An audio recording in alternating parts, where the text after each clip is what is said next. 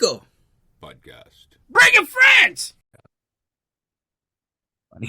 We're live on the Rico podcast with We are myself, with Eric, and a really awesome guest that a lot of people have actually mentioned this gentleman here, and I know you had said at one point in the beginning when we first started podcasting you'd like to have him. Yes. Mr. Joel Thurm. Hey, good morning or afternoon or whatever it is. I've lost track. But I believe it's afternoon here.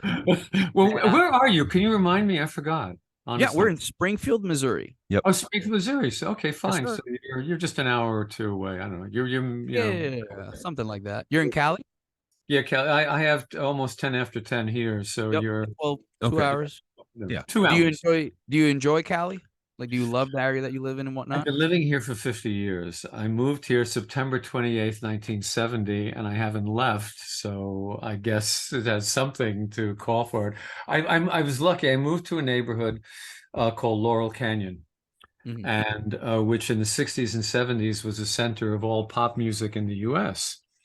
It was also the center of a thriving drug trade. So when people, at that time when I moved, and they said, well, Laurel Canyon, it had an unsavory kind of reputation. It was like, all right, what about the drug dealers? Aren't you afraid of living there? And I said, no, it just makes shopping easier. So that was why. Well, That's title what of the people book. say about Springfield. That's what people say about Springfield, Missouri. That it's Yes, like, I've heard that. yeah, and I'll be honest to you, there's not a lot that happens that's as crazy as people think. Like, I'm from Puerto Rico, and he's been around the world in the Navy. Like, Did you say you're from Puerto Rico? yes, sir. Born, raised, and educated. Moved to the Boricño, is that what you are?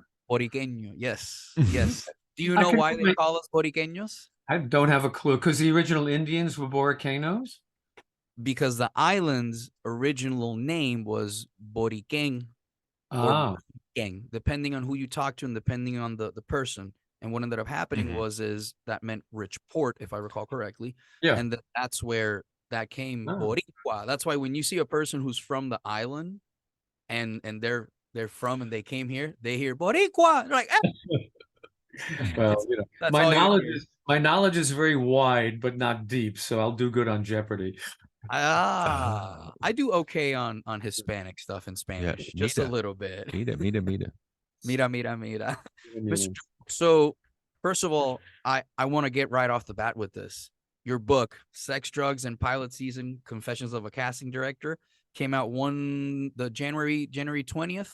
Well, it has to, for some reason, the pub date was January 24th, but for some reason it also got pre-released in December, so I don't really know which date you count. That's Well, good. I'm sure everybody was clamoring for it. They're like, I wish. I think it did well. I think it did well. But I've run out of relatives to buy it, so now I need real people to buy it. well, they make great Christmas gifts, I guess. So They actually, my neighbor up the street, she asked me to come in and sign 25 copies that she bought to give out as gifts. Oh, nice. It's honestly, forget that I wrote it. Whoever wrote this, let's say it wasn't me, wrote a great book about what casting is really like, how it's done, and some stories about how some very well-known shows or very well-known people got in shows. So it's even if I didn't write it, I would have bought it. Mr. Joel, for the people that aren't as educated as we are, I think, could you explain to everybody who you are in your own words? Because I feel like I can't do any justice listing all the amazing things you've done. What I say, okay, I say that, by the way, when I introduce people now, I say, hi, I used to be Joel Thurm, because my glory days, if you will, were in the 70s and 80s. And I started casting in the 60s for David Merrick on Broadway. And I think what makes my story a little different, not a lot different from many others, I've cast major Broadway productions, major television shows, major movies, and also reality television. So I've done everything in all of those categories. But I like to say, yeah, I'm a casting director. I cast a few movies you may have heard of: Grease, Airplane, and the Rocky Horror Show. Or if you watch television, I did a show called Taxi. And then, you know, something called Love Boat and Fantasy Island and Starsky and Hutch and Charlie's Angels and da da. I can go Just on. a few. They usually stop me by then. No, So- keep going. I want to keep Yeah. hearing it because my family. I told my aunt about you, and my aunt, I think she's seen a few. That's why I wasn't surprised about the Broadway stuff. I forgot to tell you. My aunt has seen, some of your. I think it was my aunt has seen some of your old Broadway stuff. Yeah. He was Yeah. like he casted this person and this person, and I can't remember what. There was a Christmas one that she had told me about. Well, I'd be lying if I remembered. the Christmas thing I did was and I forgot the name of it, but it was won an Emmy. It was with Ed Asner and Maureen Stapleton about the family gathering at Christmas because the father's going to die and the mother brings everybody together. But no, on Broadway, I did. I worked for David Merrick. I became a casting director without any experience whatsoever, working for David Merrick, who was the most important Broadway producer at the time. How did you guys meet? Well, I got it. I got a job in his office in a business job. I was the secretary, although no one likes to be called a secretary. Excuse me. I was the assistant to Merrick's general manager, his hatchet man. Merrick was a pretty strong personality, and he didn't want to pay a lot of bills. Everything had to be his way. And the man who carried out his orders was my boss, Jack. And I had a great relationship with Jack, and the whole town was very afraid of him. I wasn't, because I worked with him every day, and he believed it. I mean, I would type up contracts, and this is kind of when you had what do you call it? You had carbon paper, and you had 5 copies, and each copy was a different color. And if you made a mistake, you had to put that liquid stuff that changed. Anyway, he would crinkle this thing up and throw it in my face if a comma was out of place. So I learned how to. I not only did I have to negotiate contracts, I had to type the contracts too. Oh, but one man. day, How long were they? well, they usually could be like 5 pages. Okay. There were single pages, but there were 5 copies. Yeah, but you gotta like type it and write it and correct it. Yeah. But we had a little ritual, because I only lived 2 subway stops away, so it was a very short ride to the office. And there were no coffee machines in offices at that time. Mr. Coffee didn't exist yet. When was this, in the 80s or? No, this was mid-60s. You forget I'm 80 years 35, old. Mr. Joel. I'm 35. Okay. All right. So mid-60s. So I'd stop at the corner and buy 2 couple of bagels and coffee, bring them up, and I get there at like 9:30ish because work started at 10, and Jack and I would talk. I'd tell him what I'd seen the night before, if it was a movie, or I go to one of our plays, and we would just talk about things. And I do remember distinctly telling him that we had an understudy going on in one of our shows, and I saw the show that night. And I said, she's really good. She got all the laughs, and sure, she'll be a lot cheaper than Brenda, who was playing the part, Brenda Vaccaro. And I said, so when Brenda leaves, why don't we just put her in the part? So I think he put 2 and 2 together, and I think he heard the word cheaper more than anything else. You mean affordable? Or more affordable. So anyway, I don't know, just on an odd day, I can't talk now. I'll call you back. Whoever that was. Bye. What happened? I don't know. No, that's all right. Okay, let me just turn this thing off. All right, now I've turned the Many phone adoring off. fans, I assume. Who knows? But I did turn it off. Okay. Okay. Where are you? Now you got smaller. I can't see you guys anymore. What happened? Oh, wait. Scared me there. Oh, we see you. We see you. Oh, maybe this makes it bigger. Or now I see. Well, it doesn't matter. I can see you. You're just small. Anyway, he calls me into the office and literally, get in here. I said, all right, I'm in. He said, look, I can't stand working with you anymore. So, because he was a real hard ass and I'm not. He would threaten and follow through on threats, and he wanted a mini me, and I'm not a mini me. I can't do that. So he said, I know you want to do other things. So look, you have a choice. You can start working with Biff, who was in charge of production. And he said, reopen our casting department, become our casting director, get a $25 or $50 a week raise, or you can walk out the door.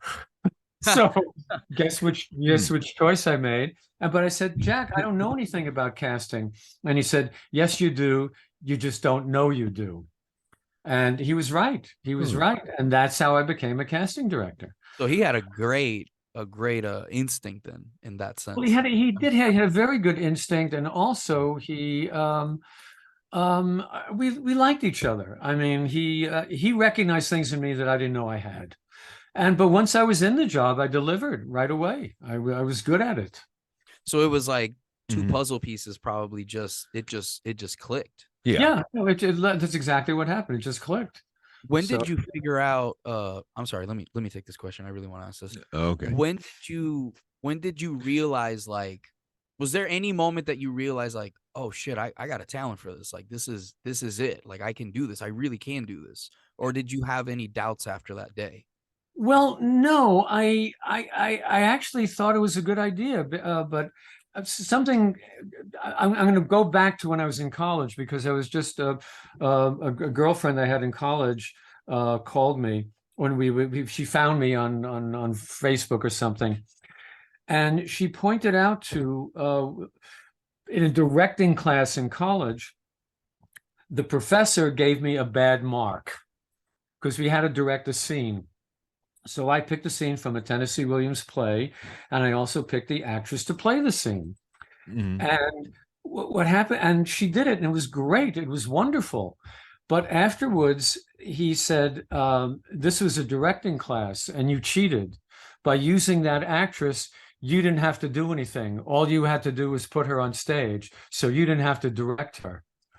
And no, and what I did was actually I cast the perfect person in that part. Yeah, like, I'm sorry for making your job. Thank you. You're welcome for making your job easier. Yeah, yeah. No, so I mean, that's so a weird complaint to have. Yeah, I mean, when I think about, but this woman Myra, who I completely forgot about all that, and she reminded me. So she's in LA now, so we'll probably get together in the next couple of days and talk over old stories. But that's when I guess I always did this. I remember as a kid going to the movies, and I was an unathletic kid in Brooklyn, East New York. I don't know if you know anything about it. It was the worst neighborhood in the city at a certain point. And if any activity involves a hand, an eye, and a ball, I can't do it. But I was probably the fastest kid in school. I could run, I could swim, all the individual sports I was good at. But anyway, so I spent a lot of time watching television and going to the movies. And I sort of, oh yeah, I remember that guy. This is this guy, and he always plays the same part in whatever you see him doing. So those are the things that stuck in my mind, and they stayed there. They never left. So I don't know if that answered your question, but I tried. No, it does. Yeah. It does. Yeah. I was wondering, in your book, you already have, I mean, you're doing movies. I had a specific question about Airplane. Did you actually read the script, or they just said, we need people for this movie? I mean, how did you go about doing it? Let me put it this way. Number one on what to do when casting is you read the script. Okay. You have to read the script. That no matter what it is, you read the script, of course. So I wasn't offered that. I had to go meet them before they would hire me. And it was the first time in a long time that I just had to do that. So I read the script, and I was almost embarrassed to go in and meet them because the cover was full of spit takes from the coffee that I was drinking that I spit out because of all the jokes I was reading. So I gotta ask you, which one was your favorite? Which is the favorite joke? Which one is your favorite joke out of that movie? Oh, it's the whole airplane sequence with the little kid in the cockpit. Because that little kid in real life was me when I was a little kid. I desperately wanted Peter Graves to be my father. There was a Saturday morning kids show, which, look at him, was that good? Yeah. So there was a Saturday morning kids show called Fury, and this was the voiceover. Fury, the story about a horse and the boy who loved him was and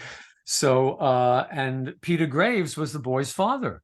And not only that, but he had an airplane. I mean, the most glamorous kind of father you can want. And my father, who I had, shall we say, less than a cordial relationship with, this was, and then when I finally actually got to meet Peter Graves and do this, I said to the guys there, look, you have to do this. You have to use Peter Graves in this. Just do this for me. And they, of course, they went along with it. And Peter Graves, by the way, didn't have a clue. He got the script and was like, "What is this shit?" And his kids, he didn't use those words. Danny DeVito used those words in Taxi, but he said something like that. He said, "What? I don't understand this. What is this?" And his kids said, "Dad, just do it," and he did. That's so funny that he was like, oh God. He had no idea that what he was doing, but that was the idea. That's why he was so perfect in that. That explains why he didn't even crack a smile. He was just so straight. Yes, yeah. I don't know if you've seen. No, I've seen that. I just saw it this weekend. Okay. And by the way, those guys have written a book which should be out in a few months. The Airplane guys. Oh, really? Oh, wow. Yeah. So, are they? Well, we'll message them. Yeah. I'd love to have all of them because the way that comedy was done back in those times just blew my mind. How a lot of the stuff that was said, I was like, God, they were like conversations that you hear military veterans have. Like, Yeah, to be completely honest with you, like the way that was written. One of the things that made me think about when I was rewatching Airplane, how did you manage if you casted two people? I don't know if this ever happened, so it's a two-part question. And did you ever cast people that maybe there was like a conflict of personality? And if so, like, how did you end up making that work out? Because that's some real people skills that you have with some of the people that you've casted. Mm-hmm. Yeah. Well, by the way, first, not to be a prick about this, but the past tense of cast is cast, no ed. Yeah, that's the ESL right there. I just yes, but just not only ESL. It's many people do that. So that's my experience. I've never had to run across. No. I've never ran across that. I mean, I've cast people where the producer will say, "Jesus, he's and just fill in the blank." But they did their work and they finished, and that was it. But I never had a problem where I had to replace somebody for bad behavior.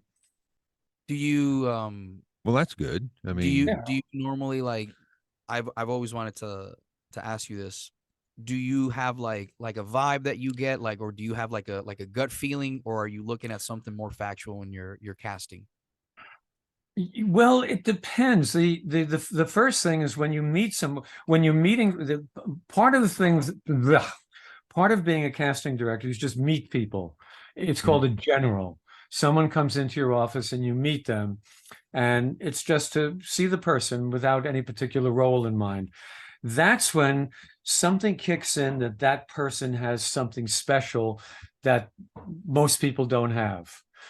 I'll give you two. I mean, they're big examples, but I met John Travolta when he was 17. He had already moved out of his family house. He had his GED or whatever, and he started working practically immediately in theater. But when he walked in, it was like, whoa! I mean, you knew something special. You were in the presence of something very special. So that was one example. The other one was when I met Farrah Fawcett on a general.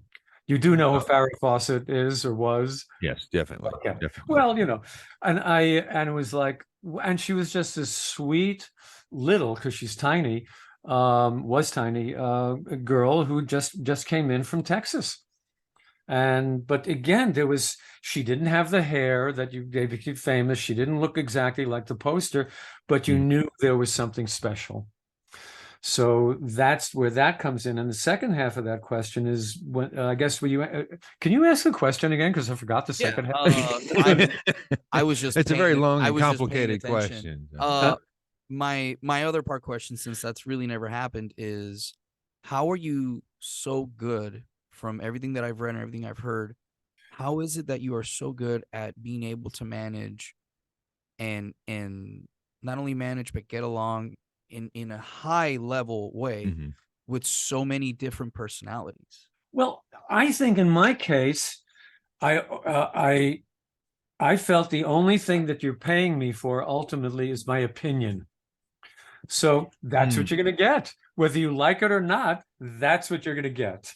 So I always told the truth. I didn't always tell the truth, because sometimes you had to do little white lies in order to get the person cast.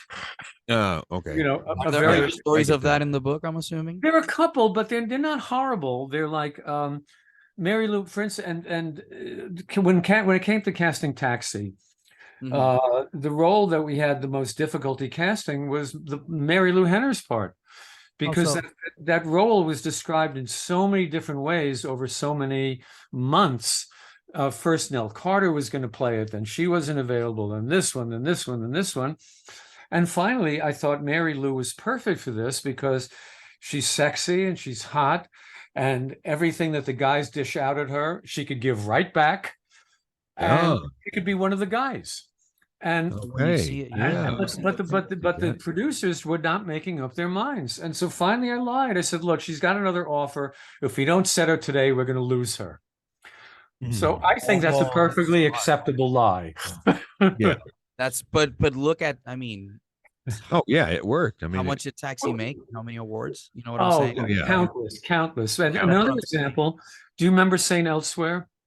Yes. I have not seen that. There was a character in it played by the actor David Morse. David Morse is a wonderful, wonderful actor, but he tends not to audition well.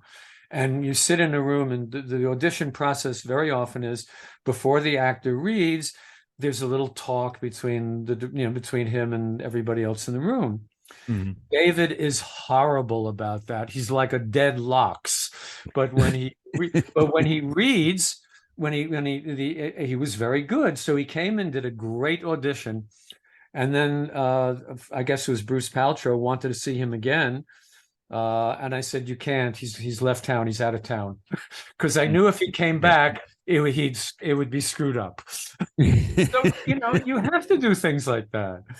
Well, or at least I did. I don't know to everybody else. Maybe everybody else didn't. It worked. Yeah, it worked. But I think that's one of the reasons why I was a really good casting director. If I had to get around something, I knew how to get around it. So in your book, I'm sure you went over this, but the Rocky Horror Picture Show, and you had Tim Curry. Yeah. I mean, the whole movie seems like it'd been tough to cast because of the. Well, if you've seen the movie, you know. But it's so beautifully crafted. It is. The way that it's funny, and like it has a little bit of like scary, like. Yeah. Go ahead, ask. I know what you're gonna ask. Yeah. And of course, you had Meatloaf in there. I mean, what's the question? Oh, well, first of all, two things. One, Rocky Horror started as a play in London, in a decrepit theater that was about to be torn down. And the record impresario Lou Adler saw it in London and bought all the rights to do everything, and bought the movie rights, the Broadway rights, and so on. And since Lou Adler owns the Roxy nightclub on Sunset Strip, he wanted to do the Rocky Horror Show, the first stage performance in LA, and I was asked to cast that, and so I did.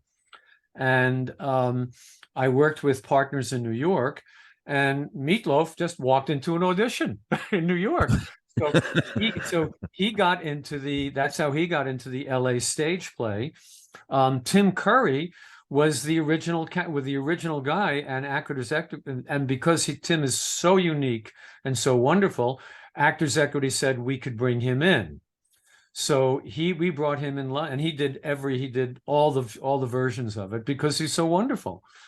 But so I did the LA stage version, and then almost immediately afterwards, Lou wanted to do the movie. So it happened almost right after the stage play closed. So we had Tim Curry, we had Meatloaf, and then most of the English cast came back. But I got Barry and Susan in the piece, and I'll tell that story if you want me to tell it here. Yes, I'd love to hear it. That was going to be my follow-up question. Okay. So I had a little just like I was living in a 1 bedroom apartment, and I had a dinner party for I knew Chris and Susan slightly from New York, and they had Mhm. just come out to New York to LA to further their movie careers. And also I had my best friend Bob Lamond, who was a talent manager, and he brought his client Barry Bostwick. And then I had another friend, Randall Kleiser, who was eventually directed Grease. He directed Boy in the Plastic Bubble. And we're talking spaghetti meatballs on lap kind of dinner. And Randall, the director, and Chris Sarandon wanted to see a TV movie, so they went into the bedroom and watched Gloria Swanson in The Killer Bees, one of those disaster movies. Yeah. Meanwhile, in the rest of the room, everybody just continued eating and talking and drinking wine and whatever. And the next day, Bob calls me and said, "Well, did you see what went on last night?" I said, "No, what are you talking about?" It seems Susan and Barry locked eyes, had some incredible sexual tension going on. And like 2 or 3 days later, Susan left her husband and moved in with Barry. Oh. That's prelude to this, because you need that for the rest of the story. So now it comes to casting the movie of Rocky Horror. Susan at that point was peaking and had brand new, very powerful agents. Mm. And when I called the agency to set up an audition for Susan, I was told, oh, no, no, no. This is not the kind of a project we want for her. And she certainly would never audition. I mean, that's Were practically. they inferring? Is that what they were inferring? The other situation? Yeah. Yeah. Yeah. No, no, no. They weren't inferring anything. No, they weren't inferring anything. It's just that was an agent trying to be an agent, saying, my client is such hot shit that no, this is a shitty project. She ain't Okay. going to do Oh. this. She certainly won't audition. That's what they were saying. So I figured, okay, fine, I can work around this. So, but I knew Susan wanted to do the part, but she didn't want to go against her new and powerful agents, which I understand. So I said to Barry, who was coming in to audition for the movie. Now, Barry didn't know this, but the director of the movie already knew Barry from his Broadway work. So Barry was a lock. I didn't bring in anybody else for that. So I just said to Barry, when you come for your audition, just bring Susan with you. And he did. And Oh. so I'm on stage reading with Barry, and I stop after about a sentence and say, this is ridiculous. Why are you reading with this, 30-year-old balding man when you could be reading with a woman, a real woman? I said, Susan, could you do me a favor and come up and read with Barry? So Susan did not audition, but she came up and did me a favor. Well, you know the rest. She read, and the director turns to me and said, "Who is she?" I explained who she is. He said, "Can she sing?" I said, "I don't know. Let's ask." And she sang Happy Birthday on stage, and she got the part. So, nice. but, There you but go. this is not, these are not things that a normal casting director would do. This is so brilliant. I think I was born. That is I was brilliant. born devious. So. So that's, by the way, so she and Barry go off to London to do the movie. 2 weeks later, they're not speaking to one another. Damn. Oh. Hey, That's I wonder how if that agent was fired though. I doubt it, because the agent didn't do anything wrong. The agent, no, the agent didn't do anything wrong. I mean, the agent was a stupid agent. He should have he should have said, "Well, let me talk to Susan." But agents have hierarchies. Now, Susan probably signed with an agent that was a more powerful agent above the guy I was talking to. Yeah. She probably signed with one of the Okay. powerful movie agents in that agency. So, Okay, and the guy, that actually makes sense. Yeah. so anyway, and I found out afterwards through Bob that, Susan liked to fuck upwards, because her two boyfriends after that were David Bowie and Louis Malle. So, Jesus, Joel. Moving on up. Sounds like the military. It does sound like the military. Wait, you're a what? A private? My man, you're a lieutenant for me to write that. With lips like that? Oh, my With God. lips like that. Oh God. Mr. So Joel. what is it? What I'm just curious. Is there any difference when you're casting for like Broadway and for a movie and for a TV show? I mean, is there Yeah, any, they're or is it very same there, process? there are different skills required for each of those. For movie and television, it's about the same. But for casting for a Broadway play, there are skills that you on stage, it's the opposite of being natural. You have to figure out how to project what you're saying. You have to stand in a certain way because there's no camera. It's you have to have a lot more technique to be successful on stage. For movies and television, the secret is exactly the opposite. It's not to appear like you're acting. It's to, have to be as natural as you can. And something that's very unnatural in movies. And I found out when I literally had a couple of tiny parts in movies, you have to hold your head still. You can see what I'm doing now. You can't be doing this as you talk. You've got to hold your head still and try acting and holding your head still. Interesting. That's because the camera moves and not the Yeah, not exactly. The camera will do that for you. So you just they're two totally different skill sets. And some people are great in one and can't do the other. Okay, I Usually wasn't aware of that. I just usually they can do stage, but when it comes to film, they're doing too much. Oh wow, that's great advice. Yeah. That's like Okay. solid. Like I never thought of that because Yeah. stand up is very, at a high level. Stand up obviously is there's a combination, there's an act, there's motions and everything. Yeah. But I never thought of it like that. Which brings me to my question is can you explain the difference between a comedy on TV and like a comedy on sort of Broadway? Like what is the main differences in the comedic style and in between like a movie? Like how is Well, it that it's just what I said before. I mean, there are very, very funny stage plays, but Mhm. on a stage plays, you have to learn things like you have to know where the laughs are. You have to hold for the laugh to come before you say your next line. You can't be stepping over one another. Again, more technique comes into play. And depending on the project, if it's kind of improvisatory and you're okay to overlap, that's one thing. But again, it's a little more difficult to do it on stage. And the writing is, I was going to say, used to be the stage was like maybe a little bit more formal, and film and television a little more conversational. But that's not in every piece. So, yeah. but Well, those generalizations. okay. Well, they sent us a little email blurb about your book, and it said that Jack Nicholson told Danny DeVito not to do Taxi. Yeah, well, obviously Danny didn't listen because Well, yeah.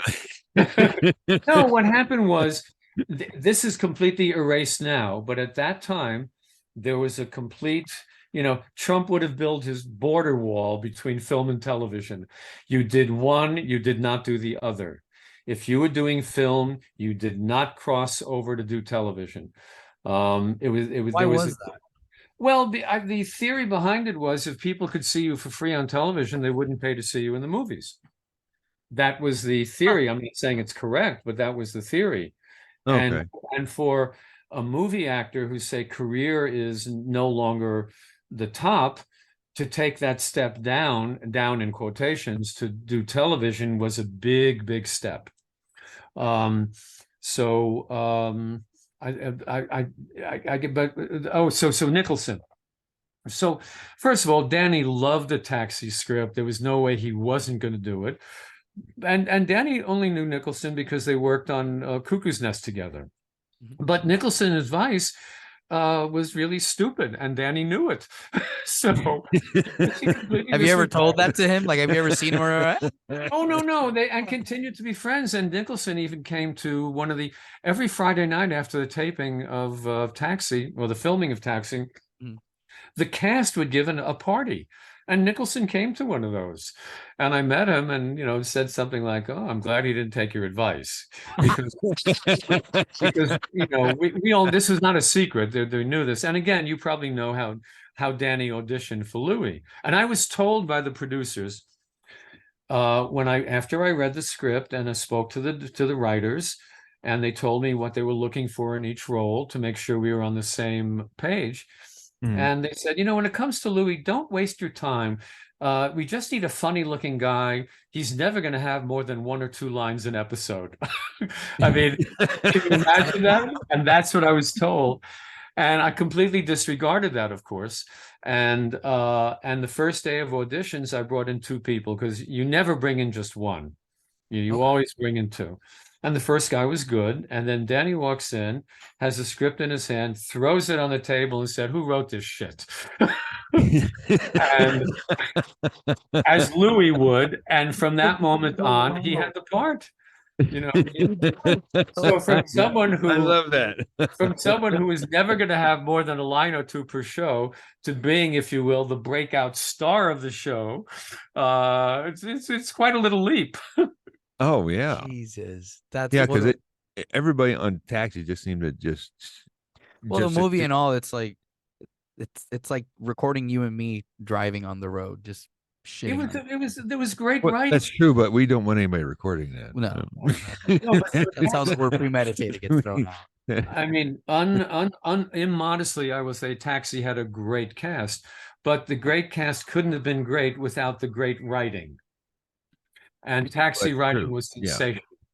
I mean, you had Jim Brooks, Dave Davis, Alan Burns, Ed Weinberger. You had everybody from Mary Tyler Moore coming over to write that. So, the good writers from the MTM company who did Mary Tyler Moore and Bob and Lois, all of those, Paramount made them an incredible financial offer, and they all formed one company. And since they were all Jewish, they decided to name it like a Protestant white shoe law firm, the John Charles Walters Company. So, and so then they came over and started doing work for Paramount. Wow. I gotta ask you, trying to figure out a way to ask this. Oh, just to ask you. Oh, perfect. Even better. I hear that you believe that Mr. Ted Danson is more fuckable. Ted Danson is more fuckable. Can you Yeah, elaborate? well, and this is not through any personal experience, by the way. So, but when I promise you, I'm so sorry. That's not. No. I was That's trying to. not what you meant. I was trying to be funny. No, and I was too. But no, what happened was when I was casting Cheers, the pilot. Really wasn't a pilot, the first episode, because it had 6 episodes guaranteed. It came down to 2 guys, Ted Danson and Bill Devane. Bill Devane, I don't know if you know him, but one of the biggest, most important things he did was a TV thing called The Missiles of October, where he played Kennedy. Brilliant performance. He's a brilliant actor. He was exactly what the part was written like, a way over the hill ball player, who was probably in his mid 40s, closer to 50 or something. Ted was much younger, but he could have played an over the hill. His over the hillness was because he became a drunk, and I tend to think both in the box and outside the box. So I knew Devane was right in the box, but I thought there was more upside to Ted. So they both read, and there were 3 people who read. The other one was discarded. We all agreed on Shelley was perfect. Shelley Long was perfect. And then there are these 10 guys, I think, in a room deciding the rest. No women, by the way. 10 guys discussing the various attributes of 2 men, which is, when you think about it, ridiculous. But there were no women executives at that point. And so we kept going around and around, and Grant Tinker just became the head of NBC. Fred Silverman was fired, and Grant had just come in. And I don't know if you know anything about Grant Tinker, but he was a very proper, Brooks Brothers-y, polite, you would not curse in his presence. He was a very different kind of guy. And we kept going around, and boiled down to Grant wanted Bill Devane and I wanted Ted Danson. And everybody else is waiting to see which way the wind is blowing before they decide. Well, of course, yeah. It's like the Wild West. It's like a stare down. So finally, I got tired of arguing with Grant arguing in the sense of how many times can you restate the same thing? And I said, look, Grant, it comes down to this: more women in America are going to want to fuck Ted than Bill Devane. And Grant made a gesture like a matron clutching her pearls, you know. But guess what? The next time we went around the room, everybody voted for Ted. So, and by the way, Ted did not know this story till about a year ago. And he said, "You mean you actually said that?" And I said, "Yeah, why wouldn't I say that? I wanted you to get the part. I would have said anything." So that's why Ted gave me, what he wrote. And Ted's been, well, first of all, Ted is a great guy, and he was the right choice. He was definitely the right choice. So Now, in your book, you probably go over this being on the Bill Cosby show. I'm just wondering, did Bill Cosby ever make you a drink? no, but what No. I will say, everyone connected with the Cosby Show that had anything to do with the casting or whatever, no one had a clue as to anything. Yeah, he would flirt with girls, and girls would flirt with him on the set. But hey, he was good looking, he was rich. That happens all the time. But no one had a clue. And I will say this, he was incredibly professional when it came to casting of his show. He was spot on in his decisions. He was very easy to work with. All the other things afterwards, I can't control, but all of us were so shocked because here's a guy who doesn't need to drug people. Come on. Yeah, I mean, it's exactly. like, Yeah. I never understood why, as Jeffrey Epstein was a great looking guy. These guys could have gotten whatever they wanted without all that stuff. So I don't get it. I don't get it. I can actually answer that because I've worked human trafficking cases myself as an interpreter, and I can answer that. It's because of power. It's the power thing, not the sex. Power Yeah. thing. It's Got just it. power. Okay. That's all it is. Okay. Yeah.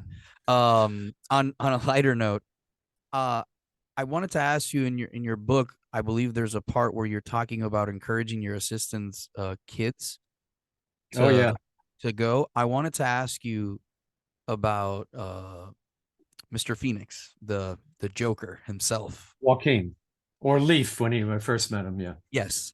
Yeah. When you saw him, did you know, like from the get-go, like, shit, kid, you're gonna go far? No. The quick answer is no.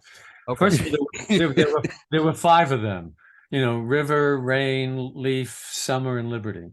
And I saw them like practically every day of the week when my secretary, whose name was Arlen, their mother, when her husband would come to pick her up and take her home from work. So I got to know the kids right away. And as I describe in the book, and they had deliberately moved to California to try to get their kids into movies and television. They figured their kids had something, and they were right. Not all of them, but certainly, half of them did. So, what was I going to say? But with Joaquin, with Leaf, what I felt with Leaf was he always had these incredible eyes, which he still has, and he had this little wicked sense of humor. But also, compared to his older brother, it was like I just wanted to hold him and say everything is going to be okay, because he had this kind of morose thing going as well. And so River was like this god. And he started working instantly and became, the go-to kid for a couple of years. And then as he got older, he would have had Leo DiCaprio's career had it gone on. But Leaf got a couple of interesting roles where he was fantastic. I forgot, one was a cop show where he played a kid with problems who just exploded. And when I saw that, it was whoa. And then he did the comedy movie with Nicole Kidman, what was it called, To Die For, which he played a newscaster who was screwing these little high school kids. And so literally, as he kept getting better and better and better as he grew up. Did I know from the beginning he had that in him? No, I had no idea. I asked that because, to me, I'm a big nerd fan, and was not Mr. Phoenix was not even on my radar when the Joker came out, and when I went to see it, I'll be real honest, and we've had this conversation. Yeah. It feels like a very, very real portrayal of like what a lot of people are going through mentally. Mhm. Like, and it was just so, that's why I asked, because I was like, man, did you know, like, did you look at him and go, kid, you're going far? But thank you so much for answering. No, also he did a string of movies before Joker, and he had leads in movies, but they Uh-huh. were quirky. They were quirky films, and he played quirky characters. What was the Russell Crowe movie, the Gladiator movie? The Gladiator movie. He The played. Gladiator, and he played the evil emperor. But Yeah. but you wouldn't never guess that he would have done.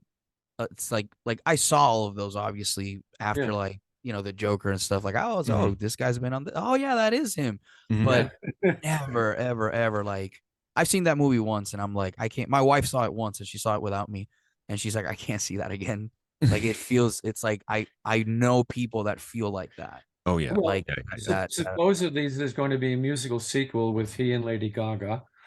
I am excited for that. Yeah, Yes. and also he Excited. just came back from filming a feature film where he played Napoleon, and I think That I he'll be did not in know. that too. I didn't know that either. That would be He's gonna be Napoleon. Yeah, yeah. oh Yeah, I know. that is I know gonna what be I'm gonna interesting. research here in a little bit. Oh yeah. Mr. Joel, before we let you, because I know you have a bunch of other things to do. In your book, if you would have to pick anything in that book that was probably like your favorite thing that you did, what would be your favorite memory that's in the book? Well, I think I had my favorite time I had casting was doing Airplane, but that's all I did was cast airplanes. But the favorite time, which is both the best of times and the worst of times, was Greece. Oh really? Yeah, because shall we say Alan Carr and I did not get along. I'll try to make this relatively concise. Um, I got to Paramount wanted me. I had produced The Boy in the Plastic Bubble with John Travolta, and Travolta and I still have a relationship today. But I put The Boy in the Plastic Bubble together, that package, with an orphan script, Travolta, and an up and coming director, Randall Who Kleiss. wrote it and everything? It was written by a guy named Douglas Day Stewart. Okay. It was a TV movie while I was working for Spelling Goldberg, casting Starsky and Hutch and a bunch of other things. And the woman who's developed scripts for Cindy Dunn came in to my office on a Friday looking very dejected and said, ABC just passed on my favorite script and said the only way that they would do it would be if there was really big casting. So she said, can you do me a favor and read this? And I said, Cindy, it's not a favor. That's my job. So, I had a ritual. And every Saturday, my friend Bob Lamont, who I mentioned was Barry Bostwick's manager earlier, he also happened to represent John Travolta, Jeff Conaway, a bunch of other people. But we had a ritual. He'd come over to my house. We'd sit on my deck, get melanoma, and read our scripts for the weekend, for the following week. All night? Huh? All night? Like just read the whole thing or? No. I mean, like I would have 3 or 4 scripts to read that I'd have to work on during the week, and he had to read scripts for his clients. So we'd sunbathe and read scripts, and then we'd eat and go to the movies afterwards. So he came over. He was really worried because Travolta, his hottest client, was just about to finish the last season of Welcome Back, Kotter, and he had to turn down the Richard Gere part in the movie Days of Heaven because they wouldn't give him a stop date. Do you know what a stop date is? Oh yeah. Stop date is a contractual date when the actor gets released from a movie. If there is no stop date, the movie can hold you forever practically. So he needed a stop date because he had to go back to Kotter at whatever the date was. So I read Boy in the Plastic Bubble, and I also by this time knew how many days it would be shot in. And I threw the script to Bob. I said, here, give this to him. Or actually, what I realized, Bob said he needed to pull a rabbit out of a hat. I said, here's your rabbit. And Saturday night, he called me and read the script. He said, it's great. This is what we're looking for. And he gave it to Travolta. By Sunday night, Travolta was in. By Monday morning, no one believed me at Spelling Goldberg. Len and Aaron didn't believe me when I said, yeah, John, he wants to do this. And ABC didn't believe him when they called. And the ABC said, he's turned down everything. Why does he want to do this? Kind of thing. Anyway, he did it. We liked everybody who worked on the picture except Robert Reed. We liked each other a lot.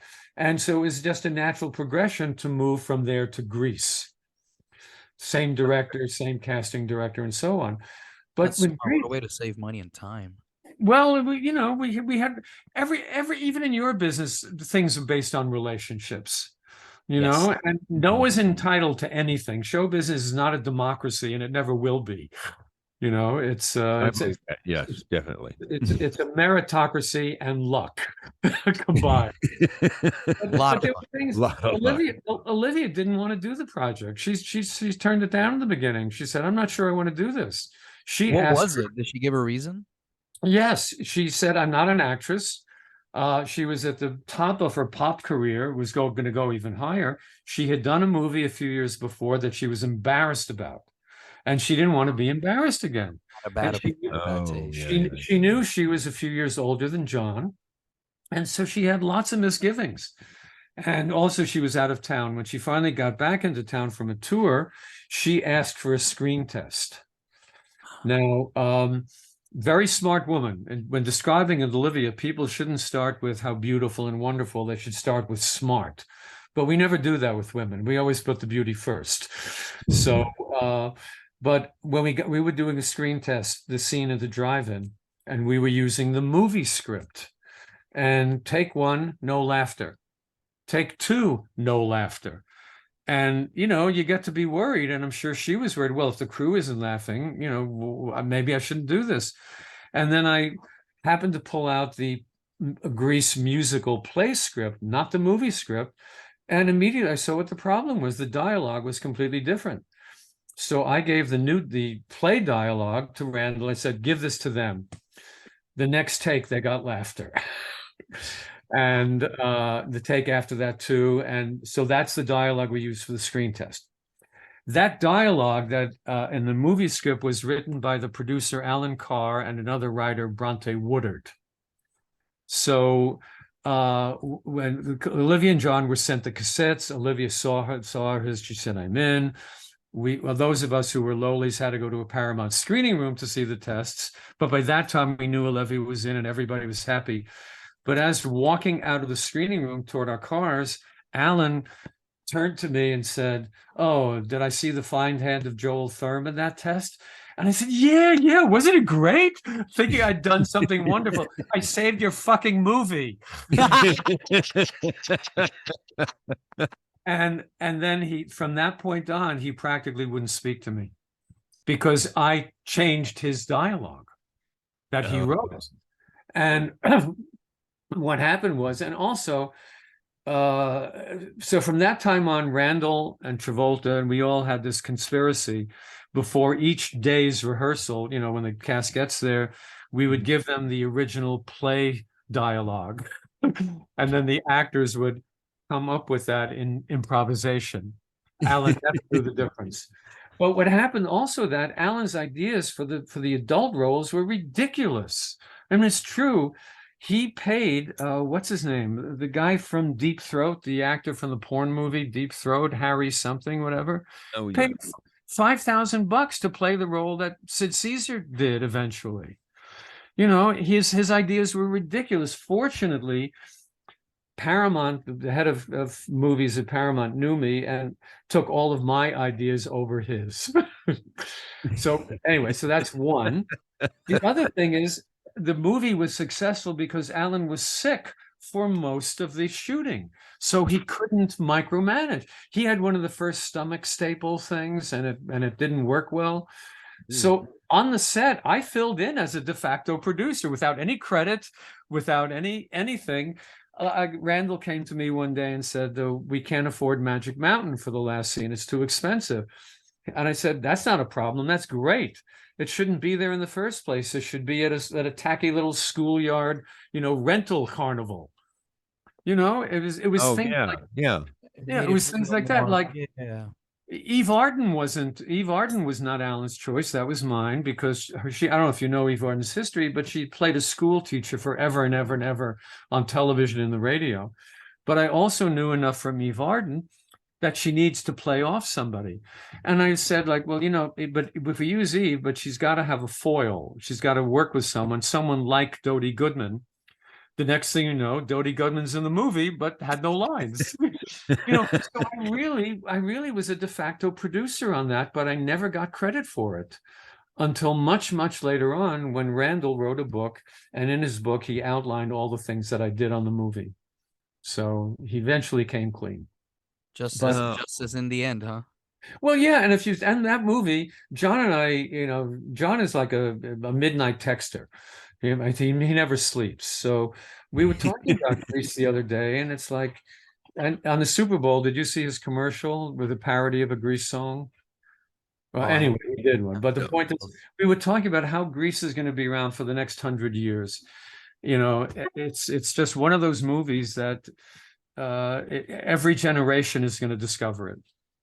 So Yeah, I could see that. That's I could see true. that because I got nieces and nephew. I got about like 19 of them, and one of them watched it when they were 10, and they're like, "Who is that? When did this come out?" And because they just seen Grease, and it was Cool. brand new to them, and they thought it was a brand new movie. It's like, you need to watch this. Yeah, I've seen it. It's like, how could you have seen it? It's like, that Well, movie's older than you. Okay. well, we lucked out. I mean, but first we were criticized because everybody looked too old to be teenagers. Well, I think that helps because Grease is not a documentary. It's not But- real. It's very true. It is and not. totally politically incorrect these days, So. I think you But- got in trouble if they were actually teenagers. No, the youngest person in the movie was one of the dancers who was 16, but obviously everybody was around 30. So Yeah. Joel, anyway. Mr. Joel, I have to first of all thank you so much for doing this. You're This more is than welcome. Definitely. my day is this has been awesome. Thank you Yes. so much for sharing those stories. Thank you so much for Well, for thank being- you. Thank you for asking me. And I hope everybody runs out and buys Sex, Drugs, and Pilot Season. Wait a second. Absolutely. By Like the that. way, the cover design is incredible. Who did that artwork for you? What do you call it? Wait a minute. It's funny. The guy's name is Glenn Hansen. Okay. And he did a caricature of me in the middle, and then he put around me, caricatures of all the various projects that I cast. But his cover makes you want to open the book. There's just Yeah, something about like, what's definitely. in there? So anyway, Amazon is waiting for your order. So, Definitely. Mr. Joel, I appreciate you for having you. Stick around here for a few more minutes, but can you tell everybody where they can find your book besides Amazon and how well, can they get an autographed copy? you can find it on the publisher's website, Bear, like the animal, BEAR, manormedia.com. You can get it on Barnes and Noble, their website. It's sort of like print on demand, so you can't just go into a book. You can go into a bookstore and they'll order it for you from the publisher. But otherwise, your best route easiest route is Amazon. Okay. Amazon. Everybody uses that. So I know, what can you say? But and they just lowered the price of the hardcover to $28. Bargain. $42 for the hardcover and $28 for the softcover. I'd go for the soft, but whatever. yeah, if they order today, they get a President's Day sale probably. Oh, well, great. Okay. Mr. Joel, stick around and thank you so much for being here. sir. Sticking around. Okay.